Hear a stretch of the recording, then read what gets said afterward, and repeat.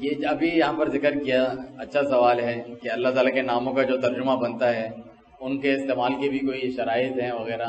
یا بہتر یہی ہوتا ہے کہ جو نام جس طرح عربی میں آیا ہے وہی ہم استعمال کریں؟ سب سے اعلیٰ افضل یہی ہے کہ اللہ تعالیٰ کے جو نام آئے ہیں وہی استعمال کریں، کیونکہ اس کے تعلق سے ہمارے عقیدہ ہے کہ اللہ تعالیٰ کے جو اسماء و صفات ہیں اس کے نام اور صفات توقیفی ہیں۔ توقیفی کا مطلب ہے یعنی قرآن و سنت کے تابع ہیں، اس سے بڑھ کر آپ اپنی مرضی سے نہیں بنا سکتے، چاہے اس کا اچھا معنی ہو۔ جیسے کسی کا نام صالح نام ہے، کسی کا طارق نام ہے، اس کا کوئی غلط معنی تو نہیں ہے، اچھے معنی ہوتے ہیں لوگوں کے ناموں کے، تو کیا آپ وہ اللہ تعالیٰ کا نام رکھ سکتے ہیں؟ نہیں۔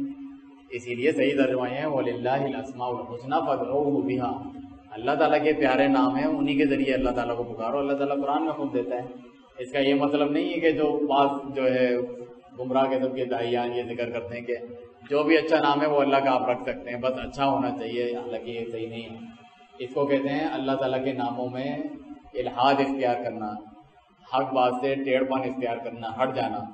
فرمایا کہ اللہ کو رحمان پکارو یا اللہ پکارو، جو اس نام سے پکارو گے وہ اللہ کے نام ہے۔ وَذَرُوا الَّذِينَ يُلْحِدُونَ فِي أَسْمَائِهِ سَيُجْزَوْنَ مَا كَانُوا يَعْمَلُونَ، جو اللہ تعالیٰ کے نام میں الحاد اختیار کرتے ہیں ان کو چھوڑ دو۔ اس سے معلوم چلا جو ایسے بدعتی لوگ ہیں ان سے بائیکاٹ کرنا اور دور رہنا چاہیے، ان کو عنقریب اللہ تعالیٰ ان کا انجام دکھائے گا جو وہ حرکت کرتے تھے۔ تو وہ جو مشرکین تھے وہ اللہ تعالیٰ کے ناموں میں مختلف قسم کا الحاد اختیار کرتے تھے، اللہ کے ناموں سے نام نکال لیتے اپنے معبودات کے جو انہوں نے گڑھ رکھے تھے، اللہ سے اللات نکال لیتے تھے، العزیز سے العزیٰ نکال لیا تھا انہوں نے، اس طریقے سے کہ بڑا خدا ہے، چھوٹے خدا کے نام اس میں ہم نے نکال لیے اپنے معبودات کے۔ اسی طرح اللہ کے ناموں کا انکار کر دینا، بعض کو ماننا بعض کو نہیں ماننا، بعض کے اپنے مرضی کے معنی بیان کرنا، کوئی ایسا نام اپنی مرضی سے دے دینا جو اللہ نے نہیں رکھا، جس طرح نصارہ وغیرہ باپ کہہ رہے ہوتے ہیں، اللہ باپ ہے، اللہ عیسیٰ بیٹا، وہ بھی خدا ہے، یہ بھی خدا ہے، مریم بھی خدا ہے، جبرائیل علیہ السلام بھی خدا ہے۔ اس طریقے سے مختلف انہوں نے نام رکھے ہیں، یا فلاسفہ والوں نے بھی مختلف نام رکھے ہیں۔ العلۃ الفاعلہ، یعنی ایک ایسی علت، ایک ایسا سبب جس کی وجہ سے سارے کام درپیش ہوتے ہیں، تو وہ اللہ کا اس طریقے کے نام رکھ دیتے ہیں۔ اس قسم کے نام اپنی مرضی سے نہیں رکھ سکتے۔ خبر کے طور پہ جس طرح آپ نے بتایا ترجمہ ہم بتا سکتے ہیں کہ اس نام کا یہ معنی ہے، ہمیشہ اٹھتے بیٹھتے وہی جو ترجمہ بنتا ہے اسی کو استعمال کرنا، اس سے پرہیز کرنا چاہیے۔ آپ جب قرآنی الفاظ استعمال کریں گے تو وہ اللہ نے خود اپنا نام رکھا ہے، اس کا آپ کو اجر و ثواب بھی ملے گا، اسی سے ریلیٹڈ جو ہے دعائیں بھی ہیں کہ ان ناموں کے ساتھ اللہ سے دعا کی گئی ہے۔ آپ وہ الفاظ استعمال کر رہے ہیں جو رسول اللہ صلی اللہ علیہ وسلم صحابہ نے استعمال کیے ہیں، تو اس کی مشابہت اس سے بہتر تو کوئی نہیں ہو سکتا، اس کا ترجمہ بھی اس سے بہتر نہیں ہو سکتا ہے۔ سمجھانے کے لیے، بتانے کے لیے آپ بتا سکتے ہیں کہ اللہ تعالیٰ کے سوا کوئی حقیقی خدا نہیں، آپ بتا رہے ہیں یعنی الہ معبود نہیں، لیکن ہم یہ اس کو بولتے رہیں کہ تم خدا خدا ہی کرتے رہا کرو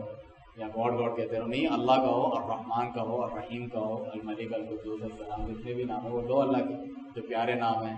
اور ان ناموں کا معنی ہے، ان کے اندر صفات پائی جاتی ہیں، صرف خالی خالی نام نہیں ہے، الف لکھا ہوا ہے، لام میم لکھا ہوا ہے، کاف لکھا ہوا ہے۔ جس طرح بہت سارے جاہل گمراہ کر کے یہ عقیدہ رکھتے ہیں کہ یہ نام ہے، صرف الفاظ لکھے ہوئے، ان کے اندر کوئی صفت وغیرہ نہیں ہے، وہ تو انسانوں میں ہوتی ہیں صفت وغیرہ، اللہ تو کمال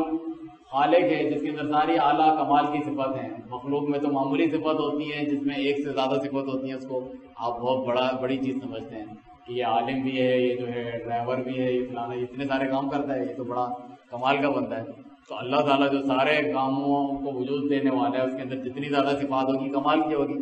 کہ وہ علم بھی رکھتا ہے، عالم الغیب و شہادہ ہے، غالب ہے، قدرت رکھنے والا ہے، قہار ہے،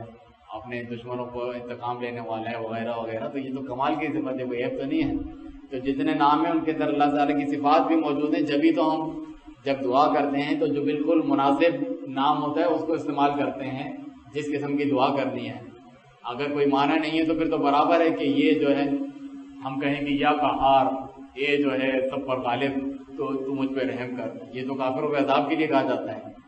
کہ تو جو ہے کافروں پر عذاب نازل کر، تو غالب ہے، تو قہار ہے، یا تو یہ کہے کہ جو ہے اے رحمان اے رحیم، کافروں پہ عذاب نازل کر، یہ تو دعا اس کے میچنگ نہیں ہے اللہ تعالیٰ کے ناموں سے۔ آپ یہ کہیں اے بخشنے والے مہربان جو تو مجھے بخش دے، اے وہاب عطا کرنے والے مجھے اولاد عطا کر، اس طریقے سے آپ دعا کریں گے۔ اے جو ہے رحم فرمانے والے ہمیں وارث عطا فرما، ایک جو ہے اس طریقے کی آپ دعا کریں گے، جس طرح اللہم انک عفو تحب العفو فاعف عنی، جو شب قدر کی دعا رسول اللہ صلی اللہ علیہ وسلم نے سکھلائی ہے کہ اللہ تعالیٰ تو خود معاف کرنے والا ہے، بہت زیادہ وہ درگزر کرنے والے ہیں، اس کو پسند کرتا ہے، تو اس کے بدلے میں کیا کر تو مجھے بھی معاف فرما دے۔ تو اس طریقے سے سارے ناموں کو سیکھنا چاہیے، جس سے انسان کے دل میں اللہ کا تعارف کے ساتھ اس کی محبت، اس کا ڈر پیدا ہوتا ہے، اور پھر وہ اللہ تعالیٰ کی توحید اور ایمان میں پکا ہوتا ہے، پھر اسے دعائیں کرتا ہے دل سے، تو پھر اس کی دعائیں بھی قبول ہوتی ہیں، اثر والی ہوتی ہیں۔ ورنہ تو بے سوچے سمجھے جس طریقے کی ہم دعائیں کرتے ہیں ان کا یہ اثر ہوتا ہے۔ تو اس کا ترجمہ استعمال کرنا بتانے کے لیے صرف جائز، ہمیشہ ہی اسی کو استعمال کرتے رہنا ہے درست نہیں ہے، اصل نام استعمال کریں۔ جس طرح قرآن کو ترجمے سے بھی ہم پڑھ سکتے ہیں، لیکن بعض چیزیں عبادت والے کام ہوتے ہیں، نماز آپ ترجمے سے نہیں پڑھ سکتے، چاہے آپ وعدہ بھی کیوں نہ ہو۔ آپ کو چاہے الحمدللہ رب العالمین کا ترجمہ نہیں بھی آتا، پھر بھی آپ کو نماز میں یہ پڑھنا ہے۔ یہ تو الگ بات ہے کہ آپ کو پڑھنا چاہیے اور سیکھنا چاہیے، لیکن پھر بھی کسی کو اجازت نہیں ہے کہ وہ اردو میں شروع کر دے کہ میں کوئی بات تو کہہ رہا ہوں اردو میں کہہ رہا ہوں، تمام تعریفیں اللہ کی لیے ہیں جو تمام بیانوں کر رہا ہے۔ تو ترجمہ اپنی جگہ ہے، لیکن صحیح الفاظ استعمال کرنے چاہیے جو آئے ہیں۔